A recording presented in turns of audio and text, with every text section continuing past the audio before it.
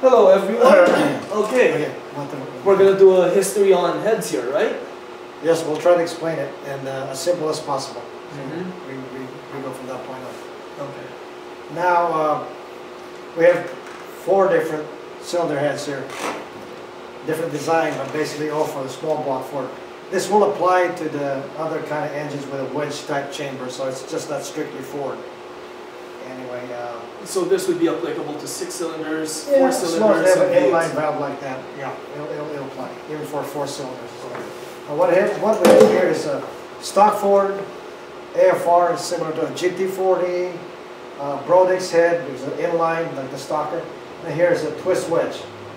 They said twist because they tilted the valve toward the center of the bore. And then here's the latest Yates style D3 SC1 type combustion chamber. Is that the one they use in NASCAR? Yes, there's a NASCAR cylinder head here. So the stock one, the configuration, if you notice, it doesn't have hardly any trick combustion chamber design. It's very basic. It's a straight cut here, and this goes with the exhaust. The spark plug is right there. And then here it's more like, you can see that the situation is a little bit different. Okay, they pinch it a little bit so it generates a swirl right about when it exits the intake valve. And the twisted wedge, even more pronounced. Okay, so you've got a deeper curve. Right. This creates swirl, but the problem is it does get in the way when the valve opens up, as you can see right here. It's somewhat shrouded, so you can lay that down a little bit and get a little bit more power out of it. But this is right now a straight configuration. And the Yates, very shallow. All right, the chamber, you're looking at 58, 58, 40. You're getting more 64, yeah.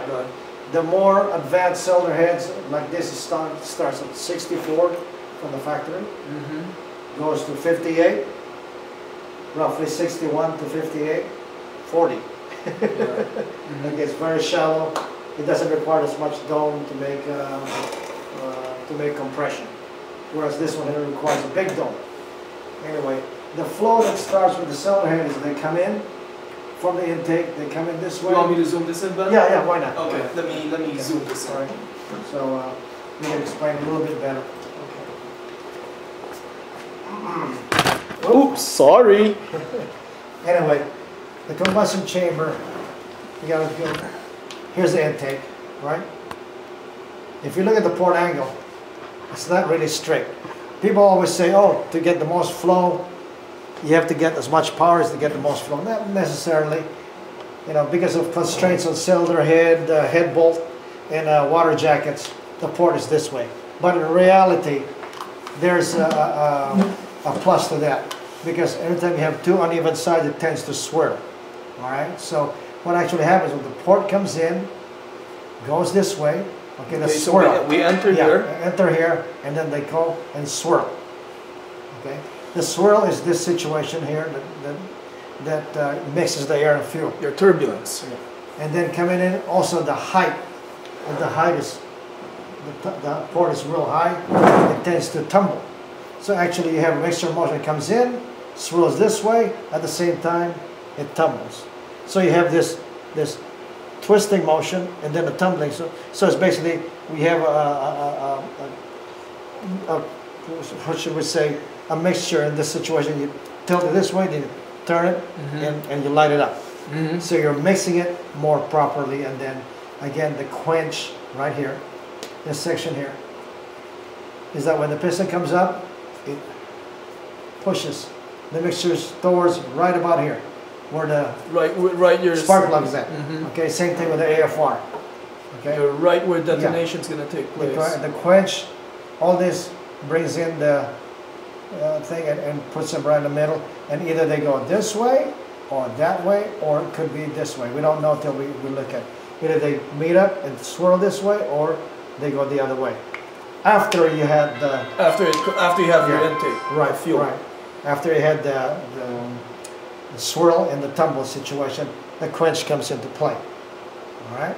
So, okay. Now, advanced cylinder heads. If you notice, there's a crossover. It goes this way, 90 out. Same thing here. Now the twisted wedge, a little bit, the crossover goes this way. Not quite as drastic, whereas this is straight out. Yeah, this is literally going in, coming down. Yeah. Now when you look at this guy this here, is like coming in and then... this one's got a real angle. Yeah. Alright? Now, if it was a Hemi is the intake valve would be right here, and then exhaust would be right here. So on the Hemi, it's straight through. But what you got to realize is that everything that comes in straight going in can also go the other way just as bad. Yeah. Okay, so you have the situation where that's why you have a reversion problem. A reversion problem. Yes, there you go. with I was thinking backdraft. Right. You have a reversion problem.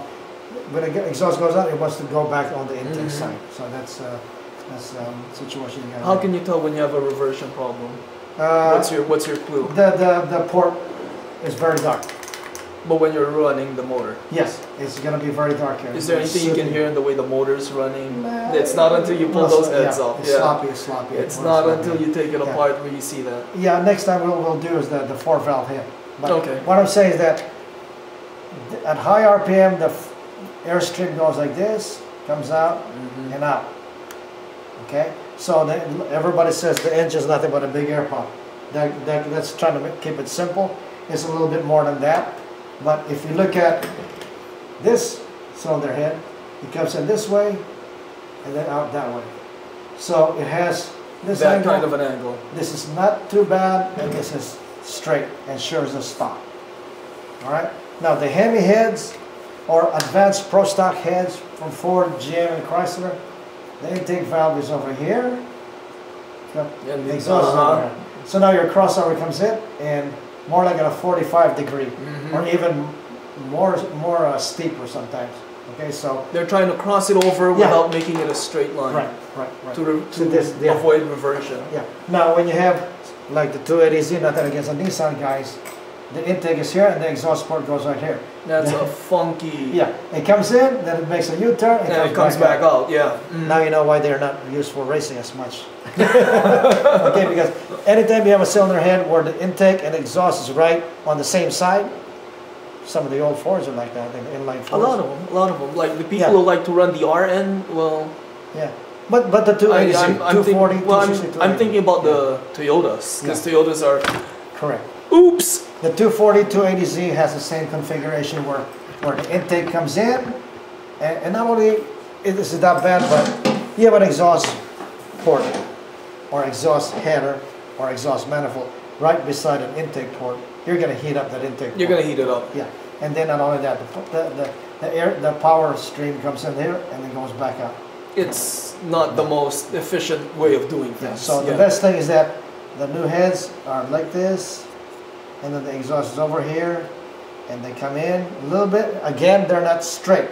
They're off to the side, either this way or that way. Off to the side comes in and cuts this way and then out to the exhaust. So what you're doing is the crossover is you're making it quite not as drastic. Okay, you're trying to cut back on the angle or the crossover angle. That's basically trying to get it through without dealing without getting reversion. I already messed up this head, so. It's okay. It doesn't affect it. Yeah. Ben, what are these? That's just it just shows you how close the piston gets to the combustion Okay. chamber. Okay, so that's basically it. Oh, there's a timer there. Okay. Anyway, that's just a real quick rehash. Nothing professional. We just wanted to talk about it and just do a quick run around with this thing. All right. Okay. Thank you. Okay. Bye bye. Have a good evening, guys. Well, all this. Oh no! All these calls.